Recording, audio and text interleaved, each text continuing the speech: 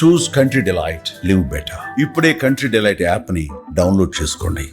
నమస్తే, welcome to Suman TV. నేను పద్మిని. ప్రస్తుతంతో పాటు ప్రముఖ ఆధ్యాత్మికవేత్త, జ్యోతిష రత్న, అలాగే వాస్తు విద్వాన్ బ్రహ్మశ్రీ డాక్టర్ భమిడపాటి రవికృష్ణ శర్మ గారు మనతో పాటు ఉన్నారు. మాట్లాడదాం. నమస్కారం అండి. నమస్కారం. ముందుగా మీకు దసరా శుభాకాంక్షలు అండి. అందరికీ కూడా, సుమన్ టీవీ ప్రేక్షకులందరికీ కూడా, మీకు అందరికీ కూడా దసరా శుభాకాంక్షలు. కృతజ్ఞతలు.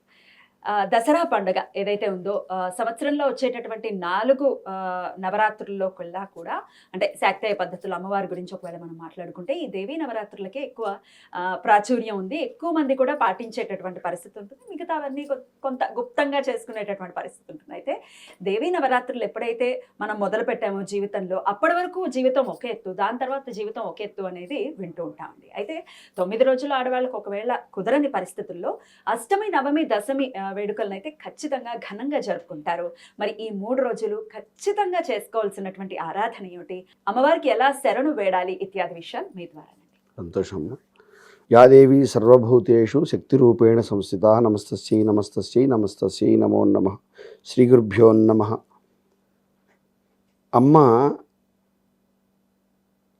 ఇక్కడ తండ్రి తల్లి 2 గురించి మాట్లాడుకుంటే, ప్రకృతి పురుషుడుగా మనం భావించినట్లయితే ఈ శరన్నవరాత్రుల్లో వచ్చేటటువంటి దేవీ నవరాత్రులు ప్రధానంగా విశేషంగా అంటే తప్పనిసరిగా ఇవి పాటించిన వారికి మానసిక చింతన పోయి సుఖంగా ఉంటారు అన్నది ప్రధాన అంశం అండి. ఇక ఆ తర్వాత వారి యొక్క కష్టాన్ని బట్టి, వారు చేసే ప్రయత్నాన్ని బట్టి ఆ ప్రయత్నాలు సఫలీకృతమై అభివృద్ధి చెందుతారనేది 2వ మాట. మనం ఈ 2 పక్కన పెడితే, అంటే మన యొక్క మానసిక చింతన ఏదైతే ఉందో అది పోవడం, 2వది మన ప్రయత్నం సఫలీకృతం అవడంతో పాటు మన యోగాలు కొన్ని ఉంటాయి. ఆ యోగాల్ని కూడా మార్చగలిగే శక్తి కేవలం అమ్మకే ఉన్నది అనేది 3వ అంశం. తప్పనిసరిగా ఒక అంశాన్ని మనం తీసుకుంటే, మీరు ఇప్పుడు అన్నారు స్త్రీలు ఎటువంటి ఆరాధన చేయాలి అన్నప్పుడు, ఇక్కడ స్త్రీతత్వాన్ని ఎందుకు చెప్తున్నారు అంటే, పురుషుడిగా ఈశ్వరుడు కానివ్వండి, విష్ణుమూర్తి కానివ్వండి, బ్రహ్మ కానివ్వండి, తండ్రిగా ఎంతవరకు మనకు కోరికలు తీరుస్తారో మనం చెప్పలేము.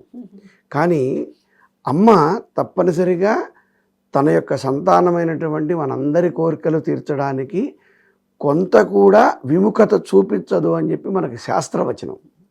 అందుకే తల్లి ప్రేమ. ఎందుకు? అమ్మ 3 రకాల శక్తులు కలిగి ఉంటుంది. తండ్రికి ఒక శక్తే ఉంటుంది, పరమాత్మకు ఒక శక్తే ఉంటుంది.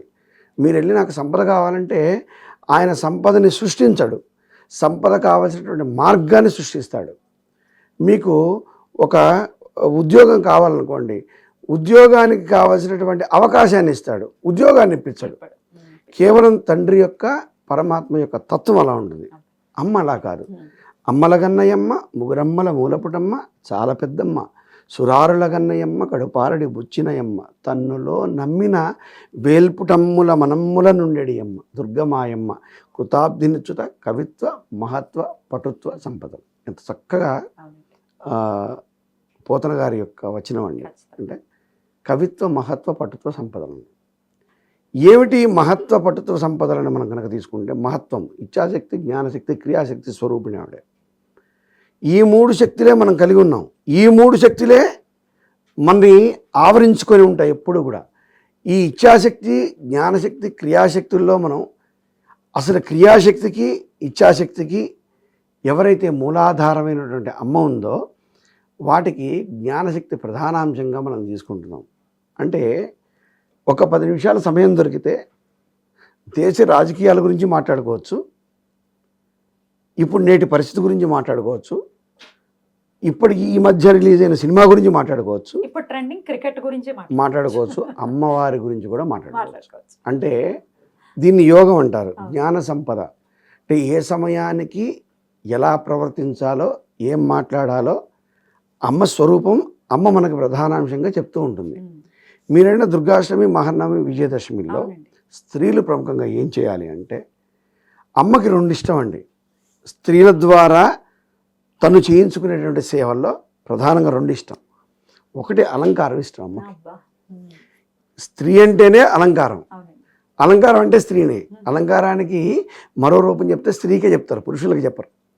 అమ్మకి రకరకాలైనటువంటి పుష్పాలతో, రకరకాలైనటువంటి పుష్పమాలలతో, రకరకాలైనటువంటి ఆభరణాలతో అలంకారం చేస్తే చాలా ఇష్టం. కాబట్టి ఎవరైతే మహిళా మూర్తులు ఉన్నారో, స్త్రీలు ఉన్నారో, ఈ దుర్గాష్టమి, మహర్నవమి, విజయదశమి వేడుకల్లో మీ ఇంట్లో ఉన్నటువంటి అమ్మవారి ఫోటో కానివ్వండి, లేదా విగ్రహం కానివ్వండి, సాధ్యమైనంత వరకు కొంచెం తేజోవంతంగా కనబడేట్టుగా, అమ్మవారు అందంగా కనబడేట్టుగా అలంకారానికి ప్రధానంగా పాత్రనివ్వండి. 2, కుంకుమార్చన చాలా విశేషం అండి. ఎందుకంటే స్త్రీ చేసేది సౌభాగ్యం కొరకు చేస్తుంది పూజ. సౌభాగ్యం అనేసరికి కేవలం భర్త నిండు నూరేళ్ళు జీవించి ఉండటమో, లేదా నుదుటిన కుంకుమ ఉండటమో, మెడలో మంగళసూత్రం ఉండటం కాదు. సౌభాగ్యము అంటే స్త్రీకి సౌభాగ్యం ఏమిటి? వివాహానంతరము మంచి భర్త లభించటం. అంటే భర్త ప్రేమగా చూసుకొని, ఆలనా పాలనా చూసుకొని, తనకు విలువనిచ్చి, తనకు ఒక స్థానాన్ని కల్పించి, తన హృదయంలో పెట్టుకునే భర్త లభించడం, ఇది సౌభాగ్యం. కొంతకాలం తర్వాత అనారోగ్యం లేనటువంటి సంతానం కలగడం సౌభాగ్యం. ఇది కూడా సౌభాగ్యం, సంతానం కూడా సౌభాగ్యం. అలాగే తన కుటుంబానికి, తన గృహానికి కావాల్సినటువంటి వనరులన్నీ చేకూరటం కూడా మనకు సౌభాగ్యంగా చెప్పుకుంటాం. అలాగే ఒక మంచి ఇల్లు ఉండటం, ఒక మంచి తిరగడానికి ఒక మంచి వాహనం ఉండటం, అలాగే కట్టుకోవడానికి మంచి వస్త్రాలు ఉండటం, అనారోగ్యం లేకపోవడం, బంధువులు ఇంటికి రావడం, బంధువుల ఇంటికి వీరు వెళ్ళడం, అంటే మన జీవితంలో జరిగే ప్రతి మంచి కూడా సౌభాగ్యమే. సౌభాగ్యం అంటే ఓన్లీ కుంకుమ, మంగళసూత్రాలు, నల్లపూసలు, మెట్టెలు కాదు. సౌభాగ్యం అంటే స్త్రీ తను ఒక పురుషుడి జీవితంలోకి ప్రవేశించాక అక్కడి నుంచి నిండు నూరేళ్ల వరకు కూడా పొందే ప్రతి సంతోషం కూడా సౌభాగ్యమే. ఈ సౌభాగ్యం కోసమే స్త్రీలు అమ్మవారిని పూజిస్తూ ఉంటారు. మరి రకరకాల పుష్పాలు ఉన్నాయి. లక్ష్మీదేవికి గులాబీ పూలు అంటే ఇష్టం, అలాగే ఇంకో దుర్గా అమ్మవారికి మందార పూలు అంటే ఇష్టం. రకరకాల పుష్పాలు ఉన్నాయి. ప్రకృతిలో ఇవన్నీ లభించేవి. అవి కూడా ప్రకృతి నుంచి, స్త్రీతత్వం ఉన్నటువంటి వృక్షాల నుంచి వచ్చేవి. మనకి పురుషతత్వం ఉన్నటువంటి వృక్షాలు లేవు. అయితే మరి ఏం సమర్పించాలి అంటే పసుపు, కుంకుమ, ఈ 2 కూడా సుమంగళి ద్రవ్యాలుగా మనం చెప్పుకుంటూ ఉంటాం. సుమంగళి ద్రవ్యాలు అంటే శుభాన్ని చేకూర్చేటటువంటి ప్రధానమైనటువంటి ద్రవ్యాలు ఏంటంటే పసుపు, కుంకుమ. అందుకే మనం ఏ శుభకార్యానికైనా ఒక లిస్ట్ రాయాలనుకోండి, మొట్టమొదట పసుపు, తర్వాత కుంకుమ, తర్వాతనే మిగిలినవన్నీ రాస్తాం. అది పసుపు కుంకుమ రాకుండా ఇంకేం రాయం. అంటే ఈ కుంకుమకి పసుపు ఎంత ప్రధానం అంటే మనం ప్రారంభించినటువంటి పని తప్పనిసరిగా విజయవంతం అవుతుంది అని చెప్పుకోవచ్చు. ఇక్కడ అమ్మని ఎవరైతే స్త్రీలు లలితా సహస్రనామ కుంకుమార్చనో, లక్ష్మీ సహస్రనామ కుంకుమార్చనో, దుర్గా సహస్రనామాలో, రాజరాజేశ్వరి సహస్రనామం, వారికి నచ్చిన, వారికి వచ్చినటువంటి సహస్రనామంతో ఎవరైతే విధి విధానంగా ఈ 3 రోజులు కుంకుమార్చన చేస్తారో, మరి అది రాదండి మాకు అంటే పామరులకి సైతం మనం ఉపయోగపడేలాగా ఈ వీడియో ఒకవేళ చెప్పాలి అనుకుంటే, మనకి ఆదిశంకరాచార్యులు వారు అందించినటువంటి గొప్ప వరం ఏంటంటే శ్రీమాత్రే నమః అనే పదం. ఈ శ్రీమాత్రే నమః అనే ఈ 3 అక్షరాల యొక్క బీజాక్షర సంపుటిలో కొన్ని కోట్ల సహస్రనామాలు ఇమిడి ఉన్నాయి.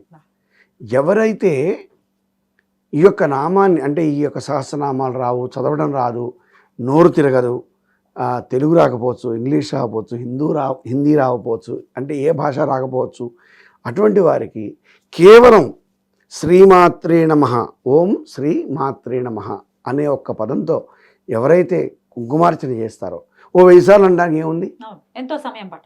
గంటల తరబడి టీవీ చూస్తున్నాం, గంటల తరబడి సెల్ ఫోన్ చూస్తున్నాం.